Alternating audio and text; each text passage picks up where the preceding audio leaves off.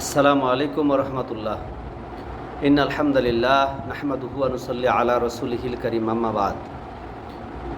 সকল প্রশংসা আল্লাহ সুবহানাহু ওয়া তাআলার। দরুদ ও সালাম বর্ষিত হোক বিশ্বনবী মুহাম্মদ রাসূলুল্লাহ সাল্লাল্লাহু আলাইহি ওয়াসাল্লামের উপর। সম্মানিত দর্শক শ্রোতা, আমরা ইতিহাসের পাতা থেকে আমরা হিজরতের প্রথম হিজরির ইতিহাস আমরা আলোচনা করতেছিলাম। আপনারা যারা প্রথম পর্ব দেখে আসেননি, প্রথম পর্ব যারা দেখেননি তারা আপনার ডিসক্রিপশনে লিঙ্ক দেওয়া আছে, তো ডিসক্রিপশন লিঙ্ক থেকে আপনারা সংগ্রহ করে আপনারা প্রথম পর্ব দেখে আসুন। তো প্রথম পর্বে আমরা আলোচনা করেছি যে অর্থাৎ আল্লাহ রাসূল সাল্লাল্লাহু আলাইহি সাল্লাম সাওর পর্বতের গিরিগুহায় সাওর পর্বতের গুহায় তিনি আশ্রয় নিয়েছেন। আমরা এই পর্যন্ত আলোচনা করেছি, ঠিক আছে। তো ইনশাল্লাহ আমরা এইখান থেকে যে আল্লাহ রাসূল সাল্লাল্লাহু আলাইহি সাল্লাম হিজরতের অর্থাৎ মদিনার পথে রওনা দেন, আমরা এই বিষয়টি এখন আলোচনা করব।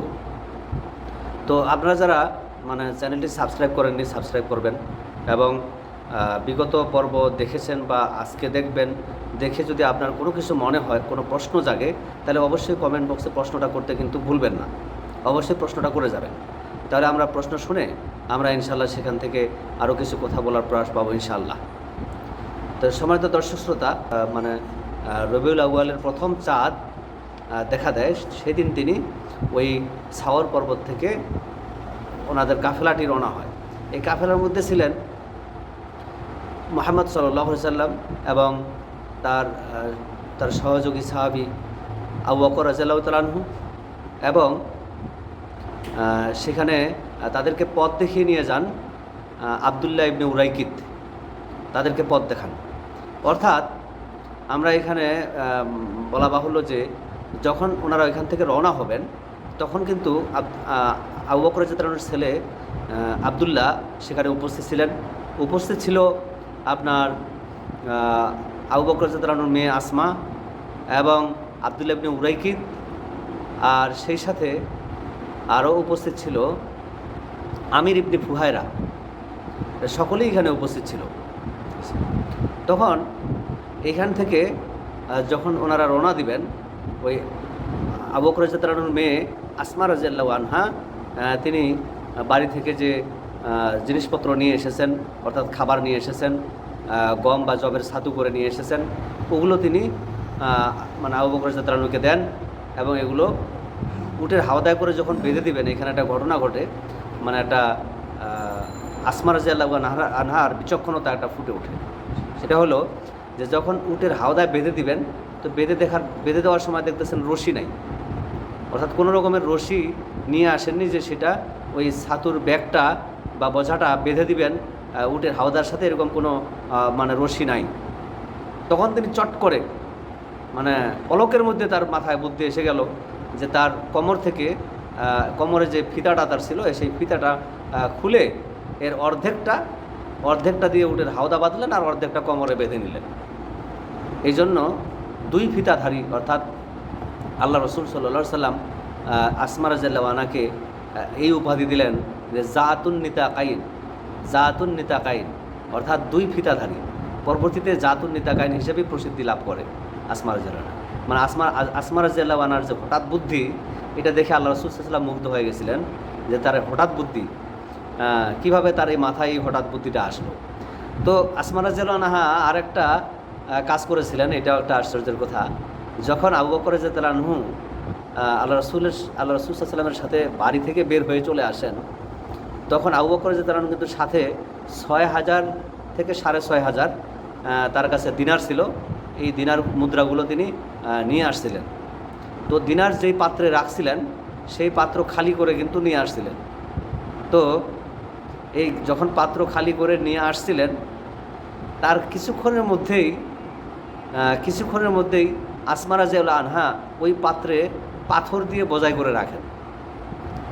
তো আবু বকর রাদিয়াল্লাহু আনহু চলে আসার পর, আল্লাহ রাসূল সাল্লাল্লাহু আলাইহি ওয়াসাল্লাম সাওর পর্বতে চলে আসার পর, আবু বকর রাদিয়াল্লাহু আনহুর পিতা আবু কুহাফা সে বাসায় এসে বলে যে আবু বকর নিজেও ক্ষতিগ্রস্ত হলো এবং পরিবারটিকেও ক্ষতিগ্রস্ত করে রেখে গেল, ঠিক আছে। কারণ ধন সম্পদ, বাচ্চাদের জন্য সে কিছু রেখে গেল না, বা সংসারের জন্য কিছু রেখে গেল না, সব টাকা পয়সা নিয়ে গেল, মানে সংসারকে ভাসায় দিয়ে গেল, নিজেও ক্ষতিগ্রস্ত হইল এবং সংসারকে ক্ষতিগ্রস্ত করল। হ্যাঁ, তখন তখন মানে আসমা রাদিয়াল্লাহু আনহা উনি বললেন যে দাদা যান, তো তিনি আমাদের জন্য রেখে গেছেন, হ্যাঁ সমস্যা নেই, তিনি আমাদের জন্য রেখে গেছেন, আপনি চিন্তা করবেন না। তখন আর দাদা যান করে কি, আবু কুহাফা তো ওই যেখানে টাকা রাখেন যে মানে যে পাত্রে, সেই পাত্র চেক করার জন্য গেলেন, যা দিতেছেন না ঠিকই পাত্রটা ঠিকই ভারী, এবং ওখানে ওই হাত দিয়ে বোঝা যাচ্ছে যে মুদ্রা আছে। কারণ আবু কুহাফা ছিলেন অন্ধ, তিনি দেখতে পান না, তিনি আন্দাজ করলেন, কিন্তু মানে পাত্রে আছে পাথর, পাথর ভরায় রাখছে আসমা রাদিয়াল্লাহু আনহা, তিনি আন্দাজ করলেন যে না পাত্রে মুদ্রা আছে, এটা আন্দাজ করলেন। তো দেখেন আসমা রাদিয়াল্লাহু আনহা কি হঠাৎ বুদ্ধি করছিলেন যে মানে আবু বকর রাদিয়াল্লাহু আনহু তার পিতা বের হয়ে যাওয়ার পর নিশ্চয়ই তার দাদা এই পাত্র খুঁজবে, তো এই জন্য পাথর বোঝাই করে রাখছিলেন। সুবহানাল্লাহ, মানে কি উপস্থিত জ্ঞান, উপস্থিত বুদ্ধি তার মাথায় ছিল। তো সম্মানিত দর্শক শ্রোতা, আমরা সেই রাতের কথা আলোচনা করি যখন আল্লাহ রাসূল সাল্লাল্লাহু আলাইহি সাল্লাম এবং আবু বকর রাদিয়াল্লাহু আনহু তার দাসকে নিলেন সাথে, মানে ওনার নাম হলো আমির ইবনে ফুহায়রা, ওনাকেও সাথে নিলেন। এক উটের মধ্যে তারা বসলেন। আরেকটি উটে, এই উটগুলো, দুইটা উট নিয়ে আসছিল কে, আপনাদের খেয়াল আসছে নিশ্চয়ই, যে দুইটা উটের যে দায়িত্ব দেওয়া হয়েছিল আবদুল্লাহ ইবনে, ওনার নাম ছিল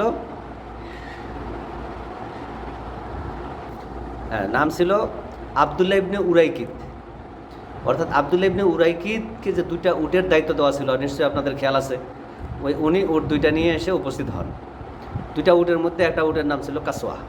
তো কাসওয়া উটে আল্লাহ রাসূল সাল্লাল্লাহু আলাইহি সাল্লাম সওয়ার হন, এবং অন্য উটে আবু বকর রাদিয়াল্লাহু আনহু সওয়ার হন, আর সাথে ওনার মানে দাস, ওনার নাম ছিল আবদুল্লাহ ইবনে, ওনার ছিল আমির ইবনে ফুহায়রা। তা আমির ইবনে ফুহায়রাকেও সাথে নিলেন, আর আবদুল্লাহ ইবনে উরাইকিতকে নিলেন রাস্তায় পথ দেখার জন্য, কারণ তিনি মদিনার পথ ছিলেন। একটা বিষয় আপনারা আশ্চর্য হবেন যে আবদুল্লাহ ইবনে উরাইকিত ছিল একটা অমুসলিম, মানে সে ইসলাম গ্রহণ করেনি, অমুসলিম ছিল, কিন্তু অমুসলিম হওয়ার পরেও কি বিশ্বস্ততার সে পরিচয় দিছে। তাকে আগেই উটের জন্য টাকা দেওয়া হয় বা উট কিনে তার কাছে রাখা হয়েছিল। সে জানে যে আল্লাহ রাসূল সাল্লাল্লাহু আলাইহি সাল্লাম এবং আবু বকর রাদিয়াল্লাহু আনহু দুইজনই কোনো এক রাত্রে মক্কা ছেড়ে মদিনায় চলে যাবেন বা কোথাও চলে যাবেন, এই জন্য তাকে বলা হয়েছিল উট দুইটা তার কাছে রাখার জন্য।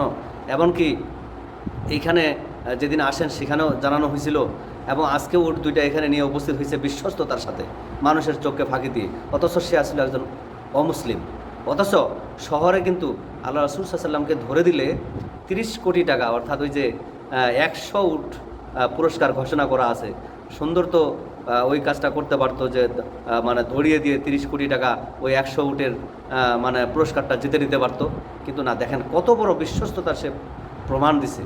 এরকম বিশ্বস্ততা আজকে মুসলিমদের মধ্যেও পাওয়া যায় না। তো এরকম আবদুল্লাহ ইবনে উরাইকিত পথ দেখিয়ে আর রাসূল সাল্লাল্লাহু আলাইহি সাল্লামকে এবং আবু বকর রাদিয়াল্লাহু আনহুকে এই রাত্রে রওনা দিলেন। অর্থাৎ রবিউল আউয়ালের এটা হলো 14তম নবুয়তি বছর। নবুয়তি বছর হলো 14তম বছর, অর্থাৎ এই সালটা হলো রাসূল ইসলামের নবুয়তের 14 বছর, ঠিক আছে, মানে নবুয়তের 14তম বছরের রবিউল আউয়ালের প্রথম রাত ওনারা রওনা দিলেন। ওইখান থেকে রওনা হয়ে মানে ওরা মানে যাচ্ছিলেন মদিনাকে, মক্কাকে পাশ কাটিয়ে, মানে অ্যাঙ্গেল করে, মানে মক্কাকে মানে পাশ কাটিয়ে তিনি ওনারা মানে পথ দিয়ে যাচ্ছিলেন।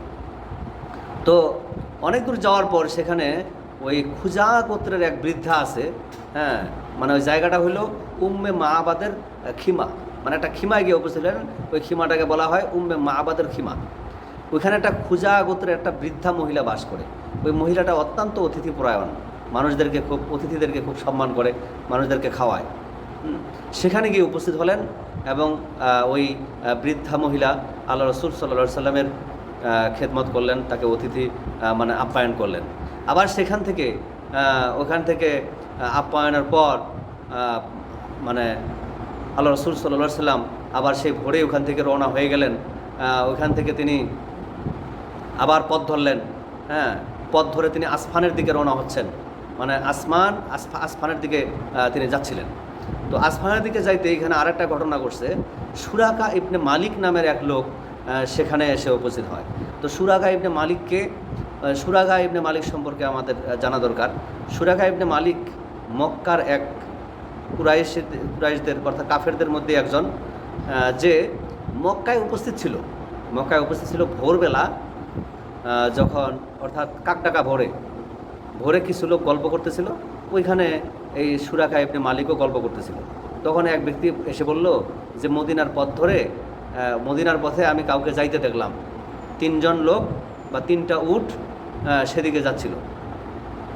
3টা উট সেদিকে যাচ্ছিল, অর্থাৎ একটা উট হলো আল্লাহ রাসূল সাল্লাল্লাহু আলাইহি ওয়াসাল্লামের, একটা আবু বকর রাদিয়াল্লাহু আনহু, আর একটা ওই আব্দুল্লাহ ইবনে উরাইকিতের। এই 3টা উট যাচ্ছিল আর কি। তো আমি দেখলাম যে এই 3টা উটে মোট 4টা মানুষ ওই পথ ধরে যাচ্ছে। তখন ঘটনা তো বুঝে ফেললো ওই কে, সুরাকা ইবনে মালিক, যে নিশ্চয়ই মুহাম্মদ সাল্লাল্লাহু আলাইহি ওয়াসাল্লাম এবং আবু বকর রাদিয়াল্লাহু আনহু তারাই হয়তো রওনা দিছে।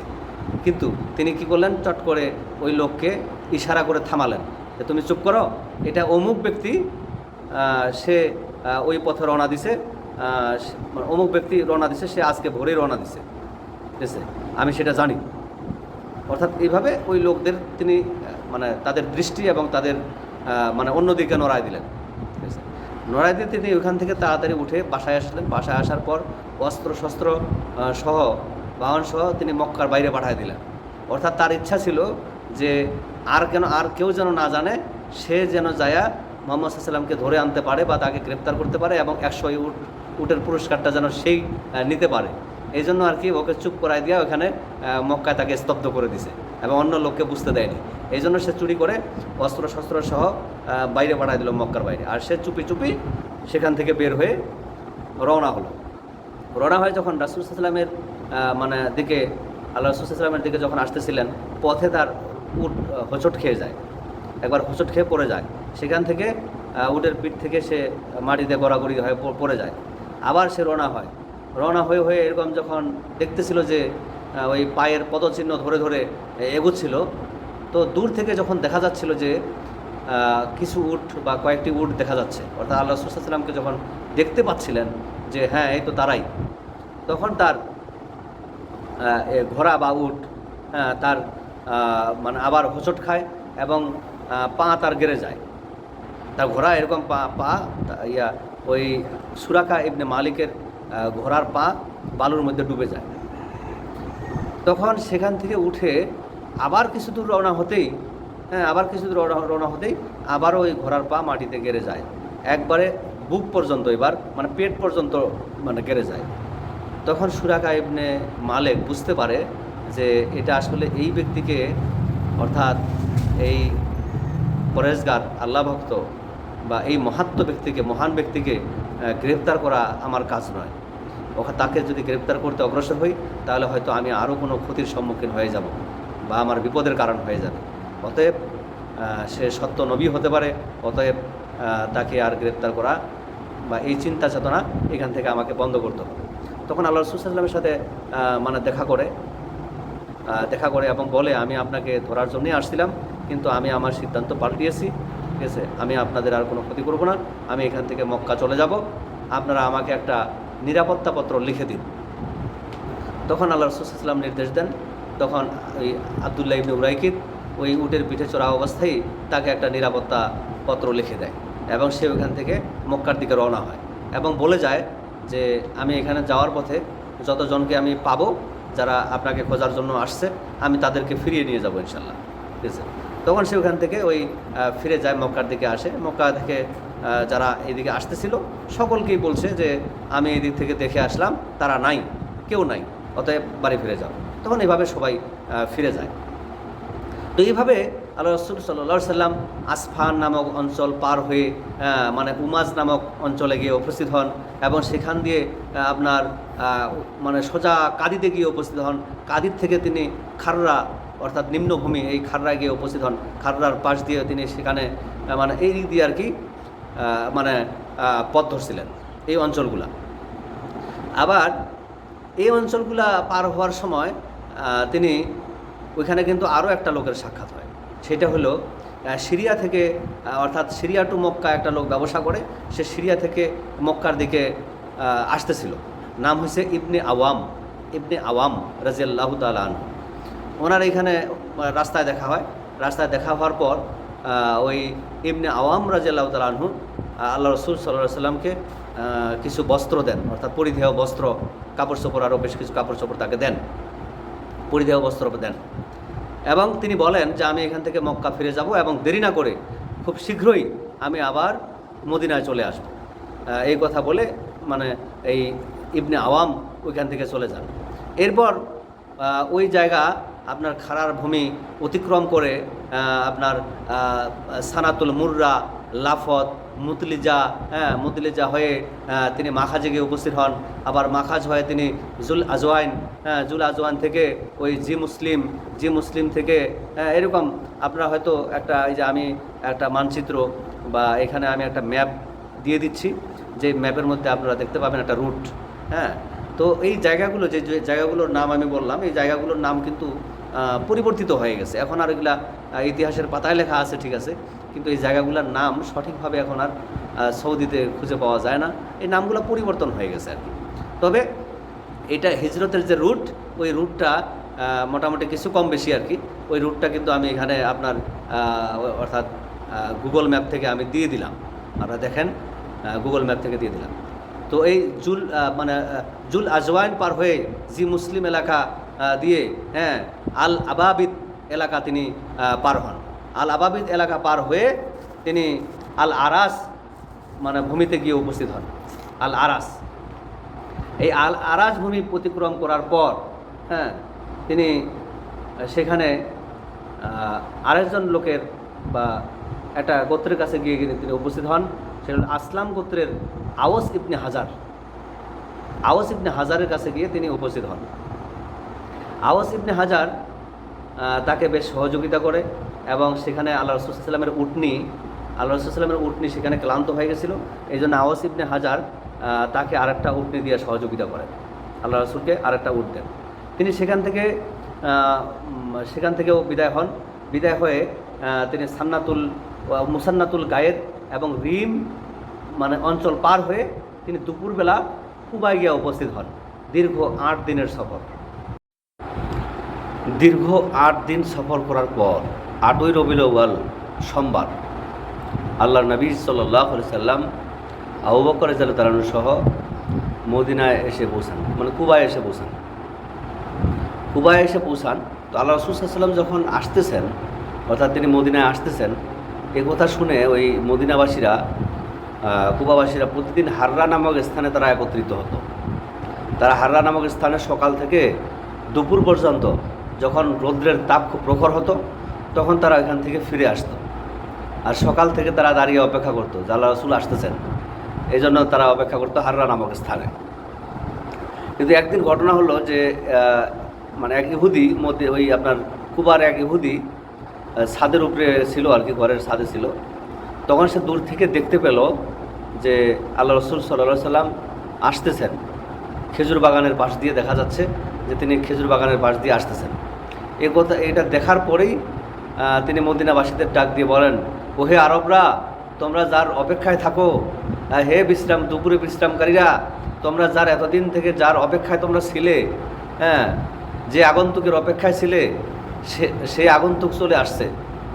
তোমাদের সে প্রিয় আগন্তুক চলে এসেছে। এ কথা শুনে মদিনার লোকেরা, কুবার লোকেরা যার যার ঘর থেকে দ্রুত বের হয়ে তারা চলে গেল সেই অর্থাৎ আল্লাহ রাসূল সাল্লাল্লাহু আলাইহি ওয়াসাল্লামকে রিসিভ করার জন্য তারা চলে গেল। তারা বের হয়ে পড়ল। সানিয়াতুল বিদা নামক স্থানে তারা যায় একত্রিত হলো। সেখানে যে আল্লাহ রাসূল সাল্লাল্লাহু আলাইহি ওয়াসাল্লামকে মদিনার অন্যান্য বালিকারা তখন আল্লাহ রাসূল সাল্লাল্লাহু আলাইহি ওয়াসাল্লামের আগমনের খুশিতে তারা গান গাইতেছিল। ওই যে তলা আল বাদরু আলাইনা, ওই গানটা তারা গাইতেছিল। ওইখানে ওই যে সানিয়াতুল ওয়াদা মিন সানিয়াতুল বিদা যাকে বলে আর কি। অর্থাৎ এই সানিয়াতুল বিদা হলো ওই স্থানটা যে স্থানে মক্কায় যখন হজ করতে যায় মদিনা থেকে যখন লোকেরা মক্কায় হজ করতে যায়, ওই হজ করতে যাওয়ার সময় সানিয়াতুল বিদা পর্যন্ত হাজিদেরকে কিন্তু মানে ছেড়ে দেওয়া হয়, অর্থাৎ এই পর্যন্ত তাদেরকে বিদায় দেওয়া হয়। বিদায় দেওয়ার জন্য এই পর্যন্ত আসা হয়। এই জন্য ওই জায়গাটার নাম হচ্ছে সানিয়াতুল বিদা, অর্থাৎ বিদায় দেওয়ার জন্য এই জায়গা পর্যন্ত হাজিদেরকে বিদায় জানানো হয়। শুধু বিদায়ই জানানো হয়। আর আজকে কিন্তু আল্লাহ রসুল সাল্লাল্লাহু আলাইহি সাল্লামকে স্বাগতম জানানোর জন্য তারা ওখানে উপস্থিত হয়েছে। তারা সেখানে একত্রিত হয়েছে আল্লাহ রসুল সাল্লাল্লাহু আলাইহি সাল্লামকে স্বাগতম জানানোর জন্য। তো মক্কার মানে মদিনার মানে বালিকারা গান ধরছে, ওই তলা আল বাদরু আলাইনা বলে। তো আল্লাহ নবী সাল্লাল্লাহু আলাইহি সাল্লাম সেখানে উপস্থিত হলেন। যেন আবু বকর রাদিয়াল্লাহু আনহু তার আগেই অনেকেই ধারণা করতেছিলেন যে মানে নবীকে আসলে তারা তো অনেকেই দেখে নাই। যারা দেখছে তারা তো দেখছে, কিন্তু যারা দেখে নাই তারা তো আর চেনে না। এই জন্য কেউ আবু বকর রাদিয়াল্লাহু আনহুকে নবী মানে মনে করতেছে না। তো আবু বকর রাদিয়াল্লাহু আনহু দূর থেকে বিষয়টা বুঝতে পারার কারণে তিনি কি করলেন, ওনার চাদর দিয়ে আল্লাহ রাসূল সাল্লাল্লাহু আলাইহি ওয়াসাল্লামকে ছায়া দিতে থাকলেন। তখন মানুষেরা বুঝতে পারলো যিনি ছায়া দিচ্ছেন তিনি না, যিনি ছায়া গ্রহণ করেছেন, যাকে ছায়া দেওয়া হয়েছে তিনি হলেন আল্লাহর নবী। আল্লাহর নবী সাল্লাল্লাহু আলাইহি সাল্লাম সেখানে আসলেন। আসার পরে তিনি এই কুলসুম ইবনে হাদামের বাড়িতে অবস্থান করেন। কুলসুম ইবনে হাদামের বাসায় তিনি অবস্থান করেন। আর সাদ ইবনে খায়সামা নামের এক লোক আছে, ওই সাদ ইবনে খায়সামার বাড়িতে প্রতিদিন বৈঠক হতো। আল্লাহ রাসূল সাল্লাল্লাহু আলাইহি ওয়াসাল্লাম এখানে বেশ কয়েকদিন অবস্থান করলেন, অর্থাৎ 12ই রবিউল আউয়াল পর্যন্ত তিনি এখানেই অবস্থান করলেন, মানে কুবাতে অবস্থান করলেন। তারপর তিনি সেখান থেকে রওনা হন। কুবায় তিনি যেই গোত্রের কাছে উপস্থিত ছিলেন বা যে গোত্রের মধ্যে তিনি অবস্থান করতেন, ওইটা ওই বনু আমর ইবনে আউফের মহল্লা আর কি। মানে কুবার যে মহল্লাটা, যে মহল্লায় আল্লাহ রাসূল সাল্লাল্লাহু আলাইহি ওয়াসাল্লাম উপস্থিত হয়েছিলেন, সেই মহল্লাটা ছিল আপনার বনু আমর ইবনে আউফের মহল্লা। এই মহল্লায় তিনি বেশ কয়েকদিন অবস্থান করেন, অর্থাৎ 12ই রবিউল আউয়াল পর্যন্ত। এখানে আল্লাহ নবী সাল্লাল্লাহু আলাইহি ওয়াসাল্লাম শুক্রবারের জুমার সালাত আদায় করেন, এবং এখানে একটা মসজিদ নির্মাণ করা হয়, যেটা ইসলামের ইতিহাসে সর্বপ্রথম মসজিদ, অর্থাৎ মসজিদে কুবা। এটাই মদিনার প্রথম মসজিদ। এই মসজিদে মানে কুবা এখানে স্থাপন করা হয়। এরপর আল্লাহ রাসূল সাল্লাল্লাহু আলাইহি ওয়াসাল্লাম 12ই রবিউল আউয়াল সোমবারে তিনি মদিনায় প্রবেশ করেন। এখানে আরও একটা বিষয় গুরুত্বপূর্ণ যে আলী রাদিয়াল্লাহু তাআলা আনহু তার প্রতি বলা ছিল যে মক্কার লোকদেরকে তাদের যে পাওনা আছে, অর্থাৎ আল্লাহ রাসূল সাল্লাল্লাহু আলাইহি ওয়াসাল্লামের কাছে যে সমস্ত আমানতগুলো ছিল, এই আমানতগুলো যার যার কাছে বুঝাই দেওয়ার পরে আল্লাহর নবী সাল্লাল্লাহু আলাইহি ওয়াসাল্লাম বলেছিলেন যে তুমি বুঝাই দেওয়ার পরে তুমি মদিনায় চলে আসবে। তো আলী রাদিয়াল্লাহু তাআলা আনহু মদিনায় রওনা হন। ঠিক আল্লাহ রাসূল সাল্লাল্লাহু আলাইহি ওয়াসাল্লাম যেদিন সাওয়ার পর্বত থেকে রওনা দিয়েছিলেন, তো আলী রাদিয়াল্লাহু তাআলা আনহু সেদিনই রওনা দিয়েছেন। কিন্তু আলী রাদিয়াল্লাহু তাআলা আনহু ছিলেন সোজা পথ দিয়ে আসতেছিলেন, আর আল্লাহ রাসূল সাল্লাল্লাহু আলাইহি ওয়াসাল্লাম আলাদা পথ ধরে তিনি মানে মদিনায় এসে পৌঁছছেন মোট 8 দিনে, সাওয়ার পর্বত থেকে 8 দিনে। আর মক্কা থেকে ধরতে গেলে ওইখানে 3 দিন, 8 দিনে 11-12 দিন প্রায়। তো আলী রাদিয়াল্লাহু তাআলা আনহু ওনার একটু বেশি সময় লেগে যায়, অর্থাৎ আরও কয়েকদিন বেশি সময় লেগে যায়। উনি মক্কা থেকে মদিনায় চলে আসেন। তিনি সারাদিন পথ চলেন না, সারাদিনে লুকিয়ে থাকেন, আর সারা রাত পথ চলেন। দিনের বেলা লুকিয়ে থাকেন, রাতের বেলা পথ চলেন। আর তিনি ছিলেন একা, তিনি একা ছিলেন, যার কারণে উনি মদিনার সোজা পথ ধরে আসছিলেন। আর দিনের বেলা তিনি পথ চলতেন না, তিনি শুধু রাতের বেলা পথ চলতেন। এই জন্য তার একটু সময় বেশি লেগে যায়। তো আলী রাদিয়াল্লাহু তাআলা আনহু আল্লাহ রাসূল সাল্লাল্লাহু আলাইহি ওয়াসাল্লাম মসজিদে অর্থাৎ মদিনার কুবাতেই যখন আল্লাহ রাসূল সাল্লাল্লাহু আলাইহি ওয়াসাল্লাম ছিলেন, তখনই আলী রাদিয়াল্লাহু তাআলা আনহু এসে কুবায় মিলিত হন। তো দেখেন, এই আমরা এই এতটুকুন ইতিহাস থেকে আমরা যতটুকু জানতে পারলাম যে অনেকে বলে যে ইসলামের তরবারি, ইসলাম তরবারি দিয়ে প্রতিষ্ঠিত হয়েছে, ইসলাম তরবারি দিয়ে প্রতিষ্ঠিত হয়েছে। আস্তাগফিরুল্লাহ। দেখেন, ইসলাম গ্রহণ করার কারণে মানুষদেরকে কি পরিমাণ তাদের সহায় সম্পদ সব কিছু ফেলে, আত্মীয় স্বজন, টাকা পয়সা, ধন দৌলত যা কিছু আছে সব কিছু ফেলে নিজের জীবনকে বিপন্ন করে জীবনের কতটুকুন রিস্ক নিয়ে মক্কা থেকে মদিনায় তাদেরকে চলে আসতে হয়েছে। আর মক্কায় থাকলে তাদেরকে সেখানেই জীবন্তই দাফন দিয়ে দেওয়া হতো, এমন অবস্থায় পড়েছিল। তো মুসলিমদের জানের ভয় ছিল, এই মৃত্যুর ভয়টা ছিল অত্যন্ত বেশি। এটা সব সময় কাজ করতো, যে কখন শত্রুরা আক্রমণ করে আর কখন শত্রুরা মানে ধ্বংস করে, কে কীভাবে শত্রুতা পোষণ করছে কোনো বলাই বাহুল্য। অথচ এর মধ্যেও নতুন নতুন মানুষ ইসলাম গ্রহণ করছে। আর কিভাবে মানুষ বলতে পারে যে ইসলাম তোর বাড়ি দিয়ে প্রতিষ্ঠিত হয়েছে? এরকম ইসলামের শত্রুরা এই সমস্ত কথা উপস্থাপন করে থাকে, যা একেবারেই মানে উল্টা কথা আর কি। যেখানে আল্লাহ রসুল সাল্লাল্লাহু সাল্লাম তারই জীবনের কোনো নিরাপত্তা ছিল না, তিনি অনেক কষ্ট করেছেন। তিনি দেখেন এই যে দীর্ঘ 8 দিনের সফর, 450 কিলোমিটার, মক্কা থেকে মদিনা 450 কিলোমিটার রাস্তা, এটা চারটিখানি কথা নয়।